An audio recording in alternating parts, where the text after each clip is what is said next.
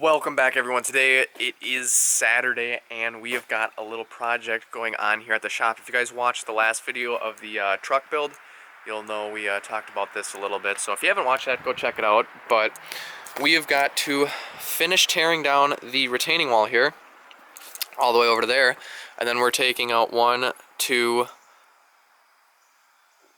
3, 4, 5. No.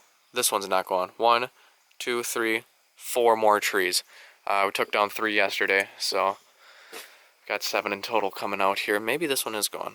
But anyways, those have got to come out, walls got to come out, and then this whole area is going to get grubbed out, and we are moving this wall back to add for more parking space. So we're going to be running this excavator, the KX121, and we're going to be loading out the truck and bringing fill down below. So I'm going to go ahead and jump on pulling this wall out here, and then we're going to jump in the excavator and start pushing some of these trees over. So we'll just go ahead and skip the me pulling the wall out. We'll jump right to in the excavator here to the fun part. Get this manual labor crap out of the way. So let's get to it.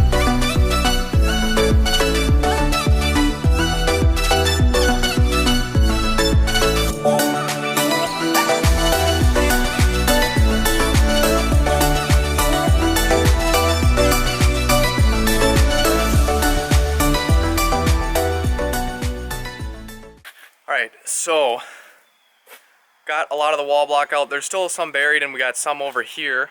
Those I'm just going to leave in for now because stacking all these guys up is a pain in the butt. You can see the ones on the top I just started to throw on there with the excavator because it's hard on the back.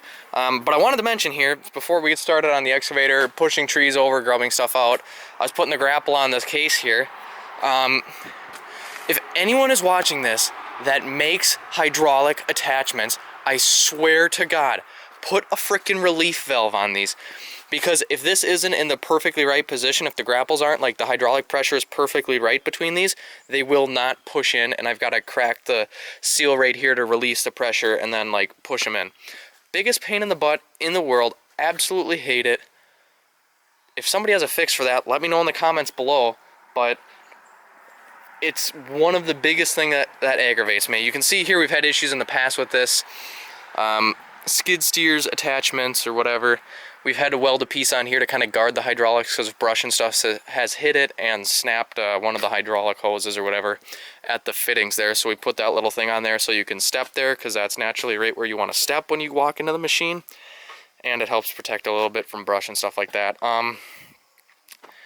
Literally, biggest pain in the ass ever to put this thing on. So take heed of that if you're ever buying one of these.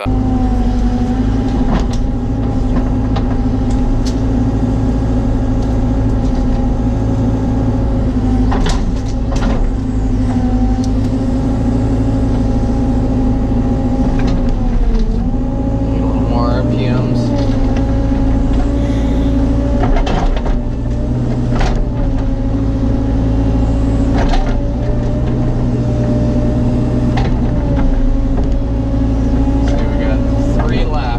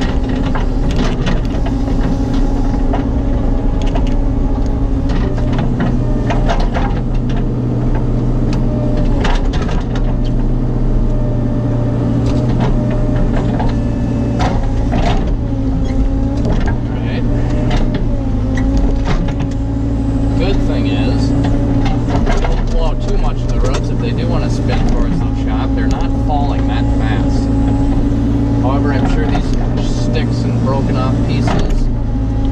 Wouldn't take a lot of speed or weight to do some damage.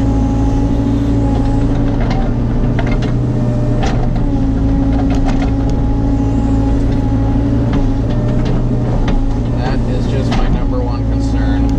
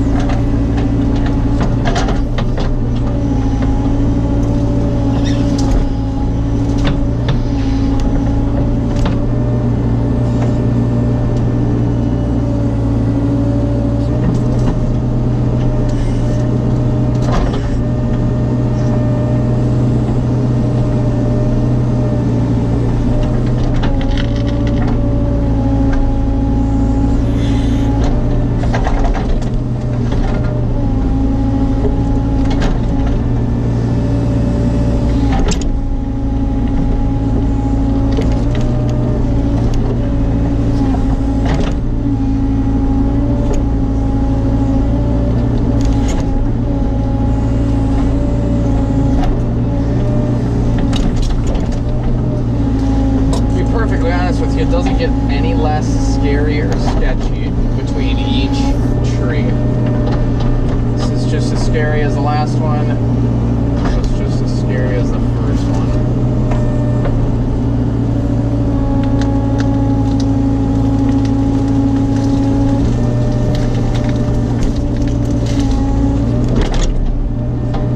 It seemed to go very well.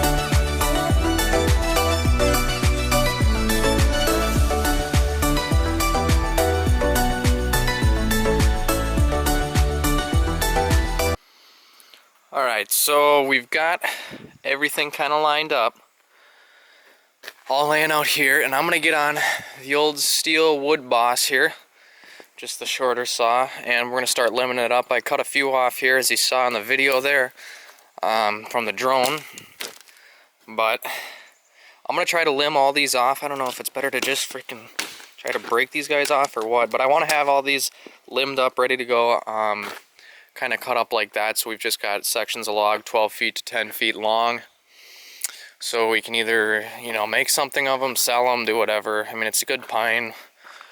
I know we've used them before in the past for some stuff at the cabin, so there's quite a lot of limbing here to do. A lot of these top sections, probably from there up, we're just going to toss on the burn pile because it's pretty much useless. It's pretty small at that point, so just going to try to get a few bigger sections out of it and call it a day. So, well, call it a day on the wood part, but we're going to go ahead and start taking all this fill out, which, the more I look at it, it's a lot of fill. I've got to go all the way back to those trees there. It's all going to go on that dump truck. Holy smokes, we got all kinds of wood cut up here. This stuff's all going to the burn pile. Got Colton on the excavator in there, safety first. And your lumberjack straps on your pants, gotta have those. Got all the stumps cut off, those will go to the burn pile too. We're just gonna keep these. I got a couple shorter logs right over there. Basically, we're gonna set those underneath, running the opposite direction of these to kind of prop them off the ground so they're just not gonna rot on the dirt. So we're gonna load all these guys, the brush up into the truck, or we'll load those onto the truck first, I guess, and we'll get those out of here and go from there. I'm gonna jump on this case over here and start trucking some stuff back and forth, probably grab all the stumps with that.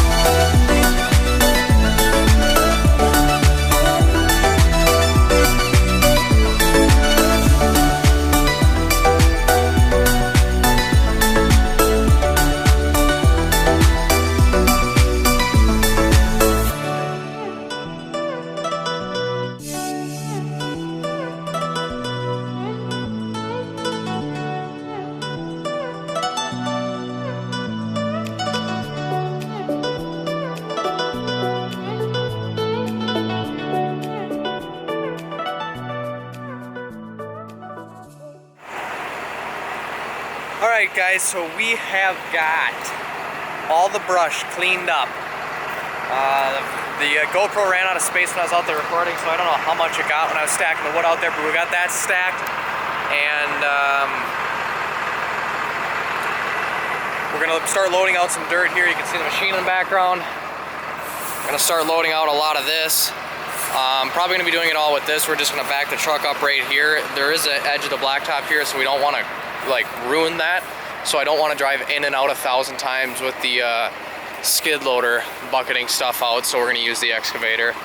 Plus, we haven't used the excavator in a long time and I really enjoy using the excavator, so we're going to do that. We're going to probably dump a good majority of this on site here. Some of it we might truck out of here, bring to a local gravel pit. I'll have to pull down some more of this wall, probably just use the machine when I'm up on top and toss the blocks over there. So I'm gonna go ahead and jump in that and we'll get to it here. Colton will be running the truck and I'll be running the Kubota. Alright, so we're gonna use the case instead. We're gonna give it a shot because obviously the excavator would take just about forever.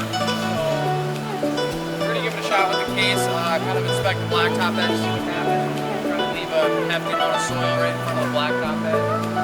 And hopefully just use that because that'd make it a lot faster using that Probably quarter to eighth yard bucket on the excavator.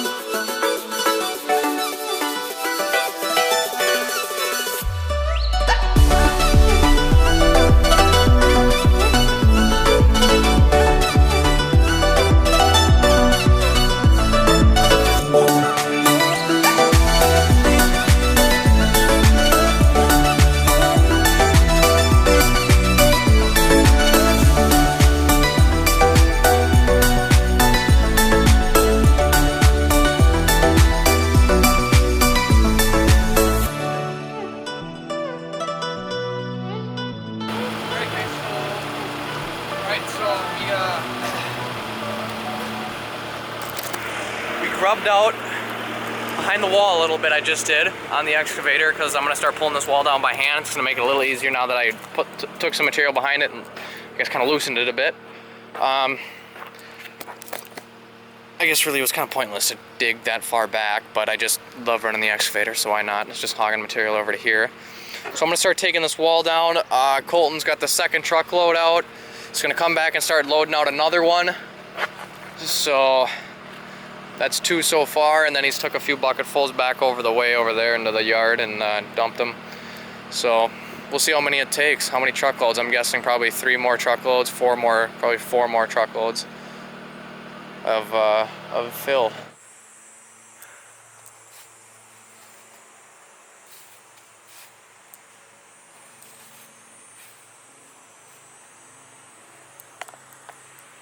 Alright, so it's been a while. It's been a few hours. I moved, God, it had to be like 8 truckloads, Colton and I should say, moved like 8 truckloads of sand, and we still got sand to go. So basically, the case just keeps getting itself stuck more or less because the wheels and the clearance, you can see it's got like 8 inches of clearance underneath it, something like that. So it just doesn't have the clearance that it needs to move it out because the sand, it just wants to sink in because there's nothing to it really, you know, there's no substance.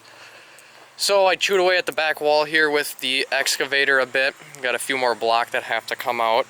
But chewed away at the wall a bit, so that's looking better. And I went and picked up the Takeuchi.